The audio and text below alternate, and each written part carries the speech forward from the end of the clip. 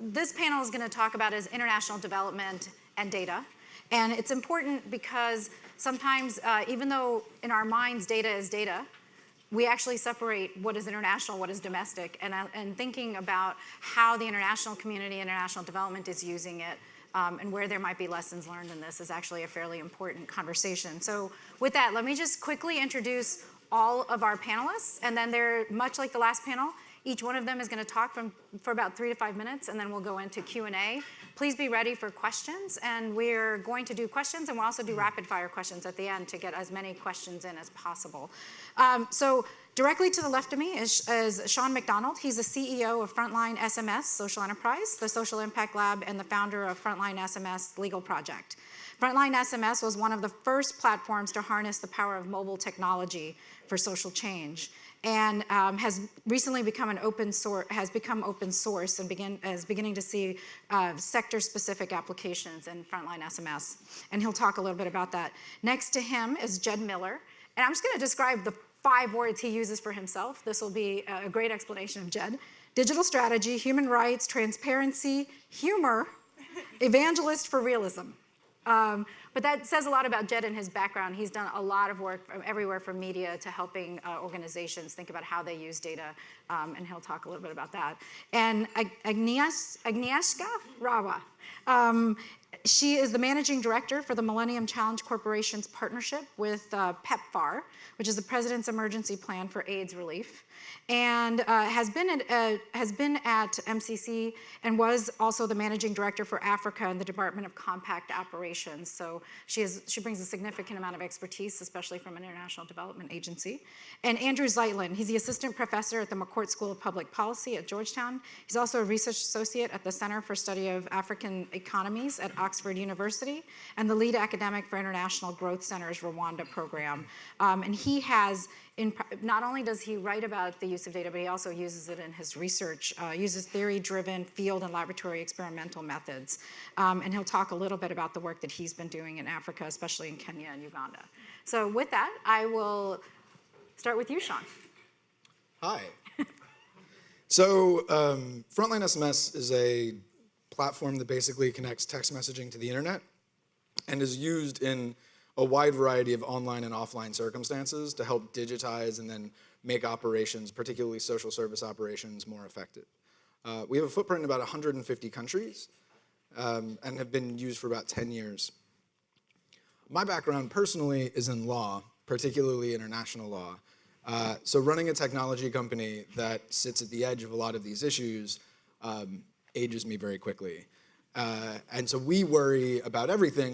Some of our most powerful use cases, for example, have been in healthcare. Healthcare in places where HIPAA is not a thing, and where HIPAA does, where those data sets have to meet each other, you have all kinds of truly fascinating, but also truly terrifying legal liability questions. I think one of the reasons that I was invited to this is I also just did, so Frontline was used, like a case study of this is, Frontline was used in the recent response to Ebola in West Africa. And we were used by the United Methodist Church, which used its on-the-ground church network to provide significant amounts of counseling, behavior change support, and altering some of the rituals that were really adding to the, alter some of the burial rituals, essentially, which were really adding to the spread of the disease. The flow of information, the way that project managed itself is difficult to quantify in terms of impact, but was truly powerful across its own network. And we saw a lot of that happen from a data perspective, but also from a very human-to-human perspective. I also did a research project about the law of the way that data was used during the Ebola response, and essentially the legality of it. And I will save you a lot of screaming and crying, but the short answer is that it's very complicated, and that there are a lot of really good organizations trying to do the best work possible that are in a very difficult situation because the law is very there and it's very real, and it's not quite tailored yet to the operational context. So it's like starting with everything is fine and it's really simple and everything is great. I'll hand it over to Jed.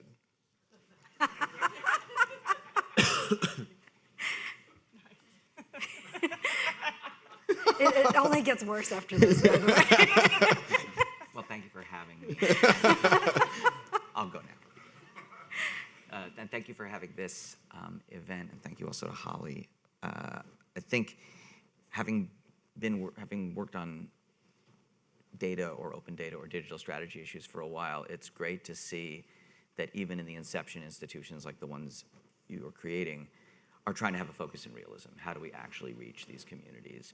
What strategies and collaborations need to be in place? I think there's a huge opportunity to make that hope for practicality real, but I think it doesn't always happen. So hopefully we can talk about that and then carry this talk forward. Like they said last night, we can all be enlisted in actual collaborations or at least advice in the future. I tend to, in my work, advise people to not design according to the coolest technology that's available, but design according to the needs of groups that actually will be using those tools, or perhaps never even touching the tools, but benefiting from the information that those tools have helped you create or gather. And this is particularly true in the international context, where we see so much money going to applications of trendy data practices, and people forget what they call the last mile, and they send an SMS program in the dialect spoken in the capital rather than in the dialect spoken in the mining village. Or they create PDF files, but there's no color printers anywhere near where they're printing. So we need to be thinking in a design-centric way.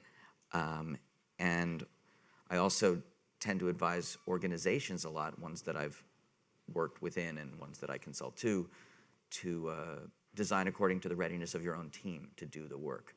We've all had the story where a great consultant has come on board, or an amazingly expensive vendor or government contractor, and created amazing tools that once the vendor has shifted into a maintenance mode, or once your contractor has gone to the Peace Corps and not left you with the Twitter password, it's much harder to have the internal staff to do the work you need to do. So design for capacity, not just for opportunity.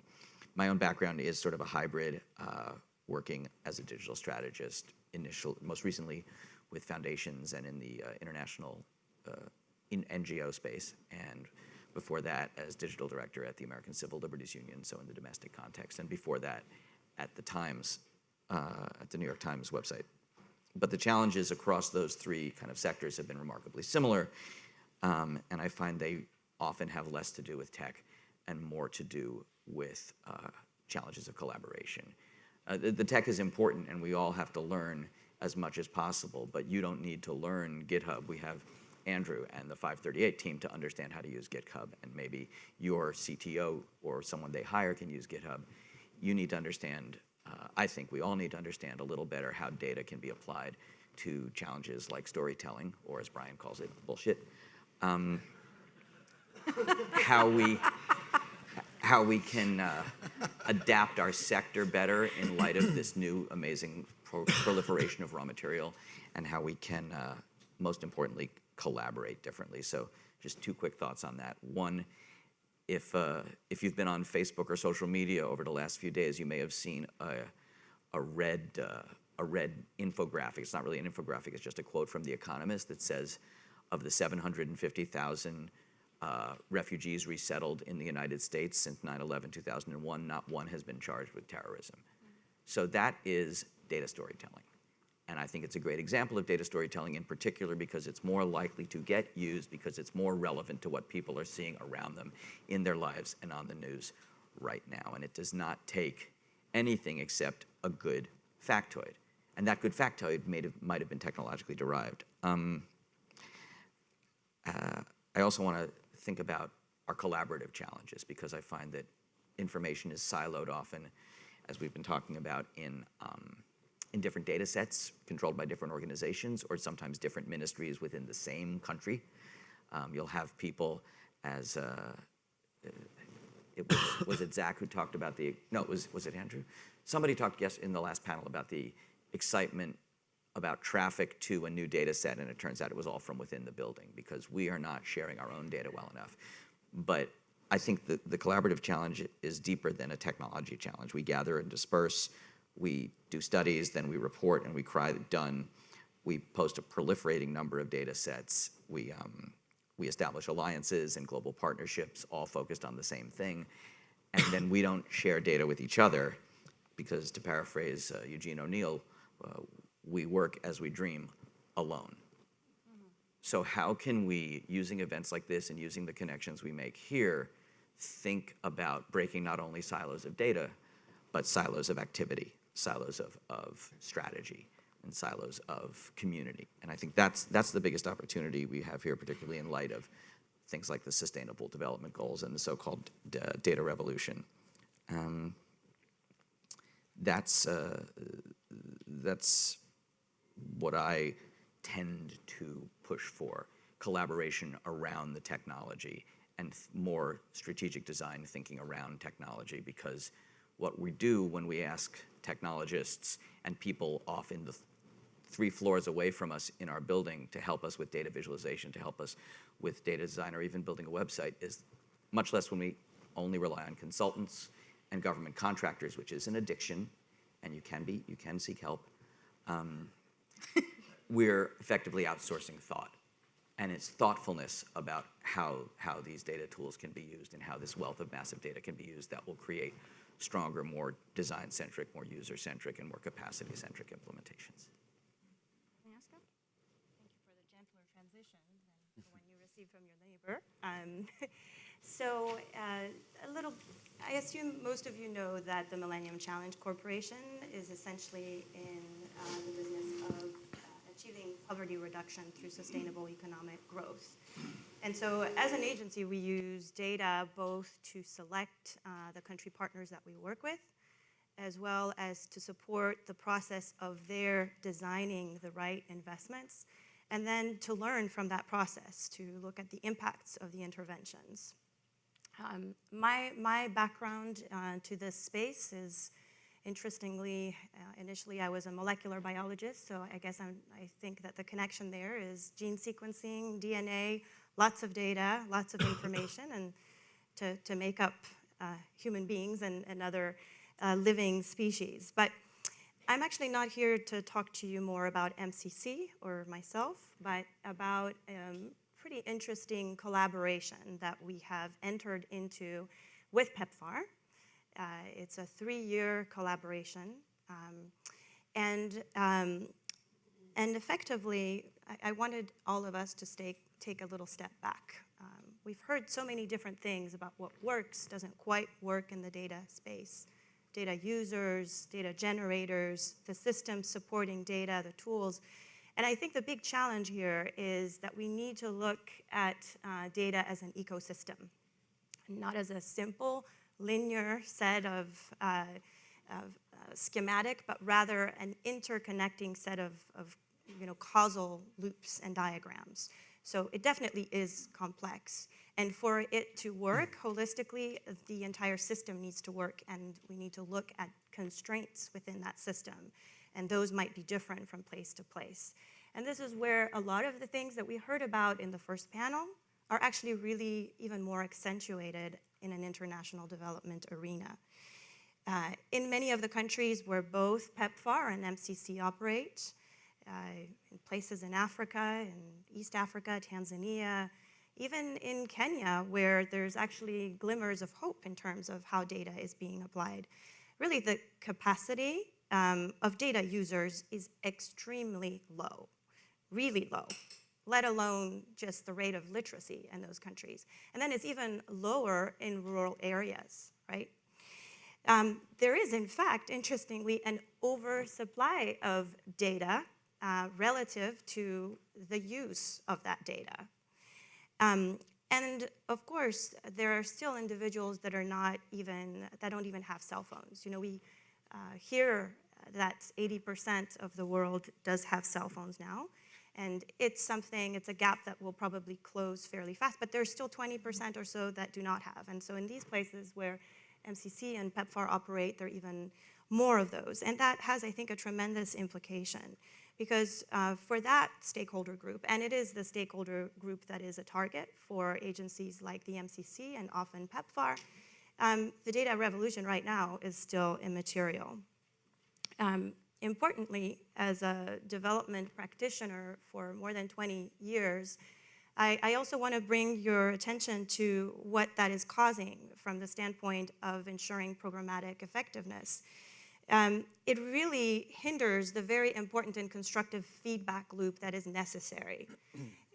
The feedback loop that I'm referring to is that connection between the investors, whether they're in the private sector, the governments that are trying to deliver services, or the individuals even, like farmers, trying to get information about market prices so that they can sell them at a better price. That feedback loop is necessary for investors to understand whether their program is as effective as they'd like it to be. It's important for transparency, for accountability, and ultimately for the sustainability of the investments. So what is this program or collaboration that we're working with PEPFAR? We are referring to it after several months of scoping and actually conversations at the country level with governments, with civil society, and the private sector to country data collaboratives for local impact. So really it is less about just the data itself, but about using the data. And the premise there, again, is that there is more data in many of these places than there's use of that data, and that the use of the data will help address some of the quality problems in that data, some of the gap problems, but importantly, why all of this? To achieve local impact, to really make a material difference in the quality of lives and well-being of the individuals that are our key stakeholders. The program will also be implemented in a way that's kind of consistent with the principles at MCC, which is that we want it to be as much as possible built on the foundations of the capacity that's existing in country. So I think many of you also probably share this feeling that the data and the systems that are in place in many cases are there to support whether it's the private sectors or different agencies, and MCC and PEPFAR are guilty of that as well, to support our own programmatic objectives. So this is an attempt to shift that balance, to call attention to the lack of in-country-based capacity and systems, and to challenge country-based stakeholders, governments, civil society, individual entrepreneurs, and those who at least have some capacity in those countries to focus on the demand side, on the users, on that market, and that paradigm shift that we heard about from the first panel. And also to shift it to the local level. So, you know, some of the other good news in the development arena is there has been more attention to the capacity of the national statistics bureaus. The governments themselves have set up hubs and places where you can access data sets, and they're slowly beginning to share data sets in Excel. And I know they're small steps, but they are steps forward. However, again, at the local level, none of that is happening. Maybe just a couple more points. The nature of our first two interventions, just to give you a glimpse, there will be more interventions, but the first two that we'll probably be hearing about in the next month are essentially establishing a space, a physical space, and a technical capacity, because that is lacking too, to combine data sets, to train in data literacy and numeracy in Dar es Salaam, and to focus the use of that data on actual questions that are programmatic, questions that pertain to local priorities, and ways to connect the dots between those and the recently adopted Sustainable Development Goals. So, not surprisingly, the nature and the timing of our work, which is outside of the bubble of the MCC organization, as well as the PEPFAR organization. So what's neat is we kind of are innovators to our own organization and try to learn from that as well.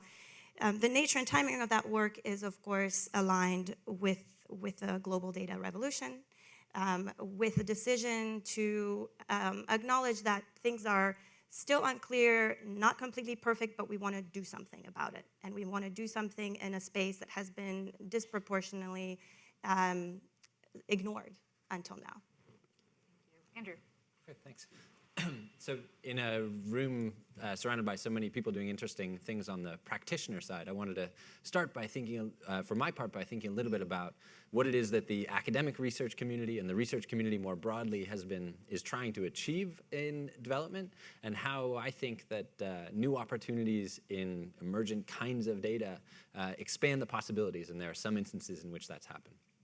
So I think in the academic community, before there was a data revolution, or maybe the data revolution hasn't arrived just yet, there was a credibility revolution. So in terms of what people have been focusing on in the development research community, since the late 90s, early 2000s, people have, with the rise of the running of randomized controlled trials to evaluate social programs, people have really focused on this question of sort of trying to understand what are the impacts of social programs. And there's a couple elements to that. So we want to understand sort of whether things are working. We want to understand for whom they are working, and we want to understand why they are working as well. And those are the kinds of lessons that allow us not just to say this thing was a good idea in some place, but is it likely to work when we advocate for its use someplace else? Because we know that academics and experiments and research studies will only be in a limited number of places. We want to make good policy advice about the portability of those results and those programs into new settings. So I think that against that background, I think that the sort of new possibilities in terms of data offer at least three kinds of improvements in the way that we might, or potential areas for transformation in the way that we go about doing that business. And I think that those areas in particular are the way that programs are targeted. So we're learning a lot about how better to target programs using new kinds of data. How those programs are designed, so programs that we study, thinking about social programming, a lot of those have the use of data built into them, and that is part of the intervention which we're interested in studying. And then thinking about how we measure the impacts of those programs after the fact, and I'll want to give some examples of each. So thinking about targeting, I think it's worthwhile to remember just how cumbersome is kind of business as usual. So when we think about the targeting of anti-poverty programs, the classic thing in sort of international development would be to take something like the World Bank's Living Standard Measurement Surveys, and you have consumption modules that try to figure out how poor people are based on how much food and other things they eat. These things, I've administered them, I've forced people to, or asked people to do them, I should say, and it's painful to watch and painful to participate in it as well. They take hours. This is how we figure out kind of where the poor people are and where we should target these programs. It's an incredibly expensive way of going about doing business. We now see research in support of lighter weight, softer touch ways of finding out who are likely beneficiaries. So I work a bit with an NGO called Give Directly that does kind of direct cash transfers to people in poor countries. In Kenya, where they started out, they use satellite data to choose the villages in which they work, because it turns out that in Kenya, a good way to proxy who was poor is who has a thatched roof versus who has a metal roof. So you can look on a satellite and see where the shiny places are, and those are the ones you probably don't want to go to, and you look for the not so shiny places, and that's probably a good place to put your program. So you can think about sort of using new kinds of data with good proxies for who are your target populations. And I think in the process, we're learning a little bit about what's important to measure in order to do that.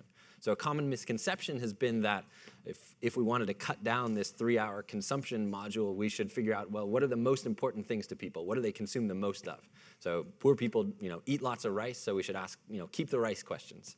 But that actually doesn't tell you very much about who's poor, because it turns out that poor people and rich people eat about the same amount of rice. It doesn't change that much. But there are new things and new kinds of data which inform the question of who's poor, because they really vary over the income spectrum.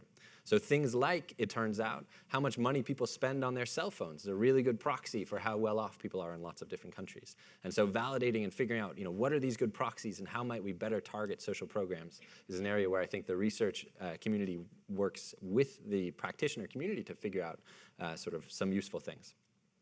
Second point I mentioned is that new kinds of data are facilitating the design of new programs to study.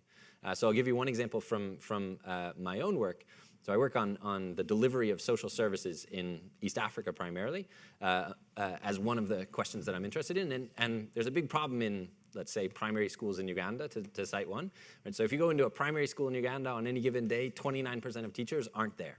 Right? Teacher absenteeism is a first-order problem for the effective delivery of social services.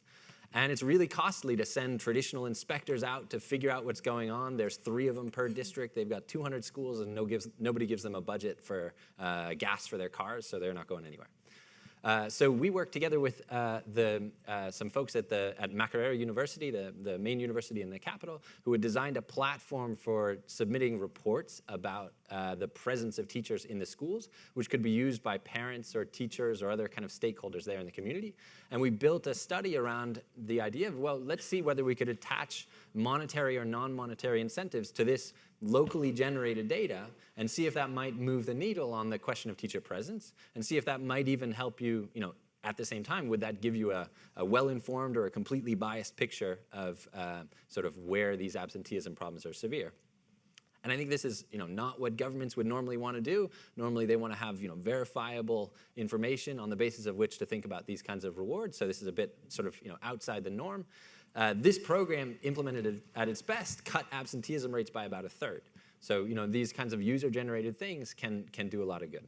So I think that's a second sort of area. And then a third area that I'd highlight is the question of measurement. So how do we understand whether our programs are doing good or not? And I think here too, there are a lot of interesting new kinds of data, naturally occurring transactions, especially as the economies that we study become more and more digital, that give us the opportunity to study impacts in ways that we couldn't have before. So an example comes from Rwanda, where in response to a natural disaster, some researchers asked the question of sort of, where are the networks of social support? And this has been an important question because we want to understand how should we design insurance for these kinds of problems. Well, how you should design that depends on where people normally get their support. So some researchers at the University of Washington and the University of Oxford put together data from the cell phone companies looking at cash transfers over mobile money to look at where, from where are transfers coming to support people in the wake of natural disasters. And so you have these really interesting outcome measures that occur from natural transactions that all of a sudden open up new possibilities of kind of studying the outcomes in which we're interested. So I think we can look at kind of those kinds of things. We can also think of new ways to, so also on measurement, we can think of new ways to assess impacts. So you don't always have to do a big randomized controlled trial. When governments increasingly implement programs, governments and other people increasingly implement programs based on good and big data with nice big samples where there are sharp cutoffs in eligibility, and you can look at people who are on one side or the other. There are funny tax rules in Rwanda that I'm studying with a colleague, Neda here, for example, that look at this kind of question. So I think we can measure in entirely new ways. And something that perhaps, my last point, something that's not come up too much is to think about, well, this question of who and where are the people who are the ideal beneficiaries for our programs. Typically, we focused on need, so we think about who is really poor. But there's a nice confluence of the research agenda in sort of computer science on prediction with the study on causality, or the emphasis on causality in the academic community, where predicting who will be the people who benefit the most is a very different question than trying to figure out who's poor, and has potential large gains on the table for understanding how to efficiently target social programs. Because of course you do want to be pro-poor in that targeting, but you also don't want to throw money at places where it's not going to have any impact. And I think there's a nice intersection of those sets of methods from across these disciplines that's made possible by the new kinds of data out there. Okay, so there's another 6,000 topics on the table to start with. I'm gonna actually go into the first order question on this, is because when each of you are talking, we're talking about different types of data. So let's just start with the question number one. What is data? I mean, what are we really talking about? Because sometimes we're talking about Frontline SMS, which is user-generated data. Sometimes we're talking about government data that you have and what kinds of data are you using to work with populations. We're talking about designing. So to each of you, what do you mean and what do you think about when you think about data, and how did those start combining together? Because user-generated with, and Andy gave us a couple of really good examples of this, user-generated with public data sets, how do you start thinking about those pieces? So let me start with you. Sean, Sure. go ahead. So SMS is actually a data channel. It's not, so we all think of it as the messages that we get on our phone, but it's actually a whole band of spectrum that is put out by wireless towers. So we have a bunch of actually particulate matter sensors, which are environmental sensors that are robots running on messaging because we're able to pull them outside of Wi-Fi access, grid power access. So we're able to get data kind of beyond the divide. And I think that that's, when I think of data, I'm thinking of, I just, actually, you know, I don't really think of data, if I'm totally honest. Like I think of, because it's like one of those things is like talking about air or like without talking, or like water without talking about hydrodynamics. Like all of the decisions are so contextual and so linked to value chains, whether they are supply chains or consent chains or output indicators or outcome indicators. You know, there are so many different contexts for it that I actually think looking at data as a single thing in many ways kind of generalizes the conversation in ways where people who really agree find themselves disagreeing. So, so I think about user-generated data, for example, very differently than I would think about machine-generated data, and like historical data from governments is a whole separate set of things. So I would actually, I think it was Brian, I might actually take the data.period.because period. I might just take data out and just have the conference called because. You know, and look at use and causality and kind of really digging in on the context, I think really matters. Yeah, it's a very good point. Jed? To build on Sean's comments, as I was unable to do last time, I might, to quote the Wizard of Oz, call the conference because of the wonderful things it does.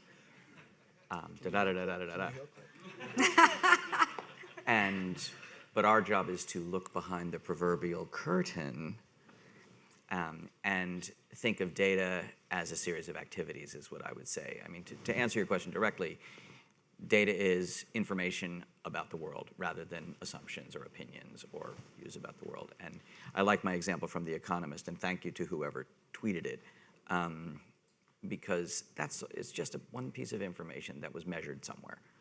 Another way to look at data would be to call it anything you could put in an Excel file.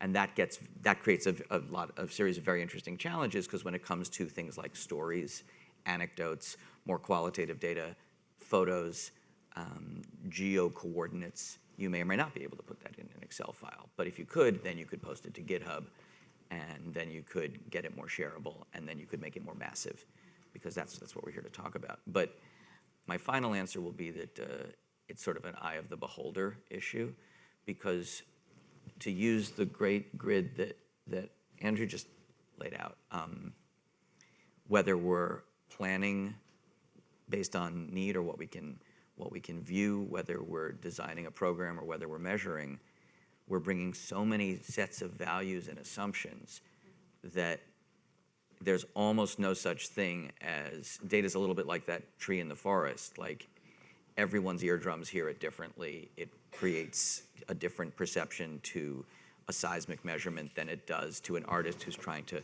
you know, draw a fallen tree. And there are so many assumptions built into how we look at, plan for, seek, collect, and relate data that it's highly useful to think of it as not really there. Agnieszka? So I would rename the conference as Data for Local Impact, because again, it's not data for data's sake, it's about results, about outcomes. So, and to that end, the type of data that we talk about really needs to be fit for purpose to the questions and what it is that you're trying to address with that data. That said, I guess in the context in which we're operating and in the context of this partnership that I mentioned, we're envisioning touching upon data in the areas of HIV, AIDS, and broader health, of course, given the nature of the partnership and it being with PEPFAR. Gender equality, because again, to this point of trying to put disproportionate effort where maybe there is insufficient attention, we want to focus on those kinds of data, as well as economic growth, because again, it's about trying to make a change and an impact. You know, in terms of the other aspects of this, so of course we're talking a lot about geo-reference data, data visualizations. We're also talking about more real-time data that is very important in the health space and in any kind of emergency response situation. All of those are part of the type of data that we expect to be able to come across. But the purpose, again, of the partnership and the focus is about local impact and changing and rather exposing country-based stakeholders to better habits around decision-making, to actually look at data before prioritizing, to tie the amount of budgets assigned to some of these localities that you mentioned so that they're proportional to the problematics in the area, to whether there is high teacher absenteeism, to whether there are high rates of HIV/AIDS infection, and to empower, again, going back to my initial statement, to somehow bring on board the beneficiaries so that they help close that feedback loop to let either the donors or the governments or whoever the service providers are know when there is a breakdown in that loop. So I'm afraid I don't have a new name for the conference, but so Good. let me say. We're already running out of names. So I guess I would echo the kind of broad tent view of what kinds of things constitute data and constitute useful data. Maybe let me just draw one distinction, which I think comes up in a bit in my own work or from the perspective where I sit, which is I think that in some sense you can draw a distinction, and it's not quite as sharp as this, but between data which are objective or are taken at least as sort of traditional ends in and of themselves. Right? So we do some work on like student enrollment. We think we know what student enrollment is. Or we do some work on tax, and we think we know that we want to build government's fiscal capacity. So have they brought people into the tax system? Right? The end is, in that sense, is measured well and perfectly, and people will accept that the money that comes in the door is actually the outcome that you're interested in. So you can measure some of these things directly. I think where a lot of the interesting possibilities are, however, are in data which aren't kind of anchored in this absolute truthful adherence to the thing that we care about from a policy perspective. So a lot of this user and client generated stuff, you have to do a little bit of extra work to convince people that this is something that reflects a reality on the ground, that's not being gamed, that we can attach serious policy decisions to. And I think those are often important and winnable conversations, but I think that distinction is something that we should worry about. And I think especially as we open up to these kind of new and more user-driven kinds of data, there is a little bit of this kind of Heisenberg uncertainty principle that comes up here, right? Where once you start using the data for new purposes, and now you're measuring stuff in order to assign what who's going to get what, the way the data come in may change in response to that. And one thing that we have to be mindful of is, what are the incentives for the people who are doing the measurement when we're in this kind of more user-driven side of things.